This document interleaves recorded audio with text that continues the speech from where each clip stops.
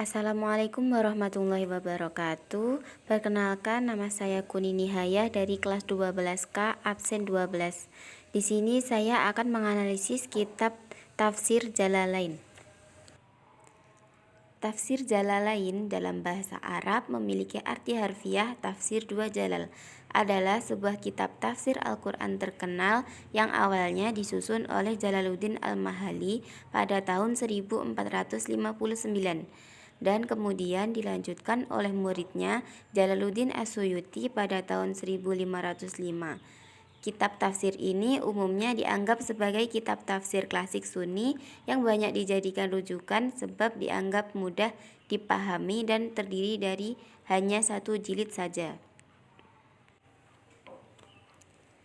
Jalaluddin Al-Mahali mengawali penulisan tafsir sejak dari awal surah Al-Kahfi sampai dengan akhir surah An-Nas. Setelah itu ia menafsirkan surah Al-Fatihah sampai selesai. Al-Mahali kemudian wafat sebelum sampai melanjutkannya.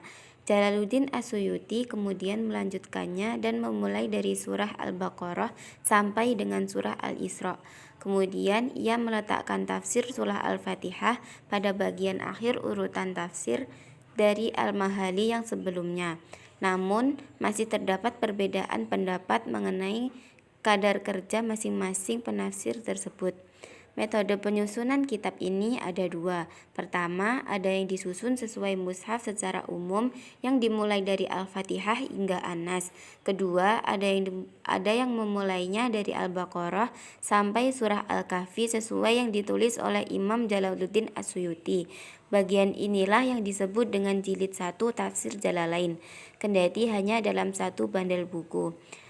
Jilid kedua adalah bagian yang merupakan karya Imam Jalaluddin Al-Mahali, mulai surah Al-Kahfi sampai An-Nas, sementara surah Al-Fatihah yang merupakan karya Al-Mahali diletakkan pada bagian belakang kitab model kedua ini yang umumnya adalah cetakan luar negeri. Menurut ilmu tafsir, cara penafsiran tafsir Jalalain disebut dengan metode tahlili, analisis. Metode tahlili adalah metode yang menjelaskan ayat-ayat Al-Quran secara detail, menyeluruh dan terstruktur, menguraikan makna setiap kata dan frasa serta hubungan antar ayat. Tafsir Jalalain menggunakan cara tafsir bil ra'i, yaitu penafsiran yang menggunakan ijtihad atau penalaran dan pemikiran mufasir sendiri.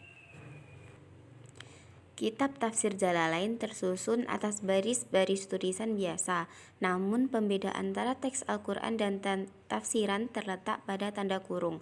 Teks Al-Quran berada dalam dua tanda kurung, sedangkan penafsiran dan penjelasannya tanpa tanda kurung. Tafsir Jalalain menggunakan judul Tafsir Al-Quran Al-Azim yang ditulis dengan ukuran besar dan di bawahnya dituliskan nama kedua pengarang dengan ukuran tulisan yang lebih kecil.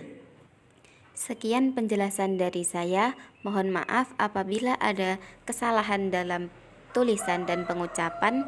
Terima kasih. Wassalamualaikum warahmatullahi wabarakatuh.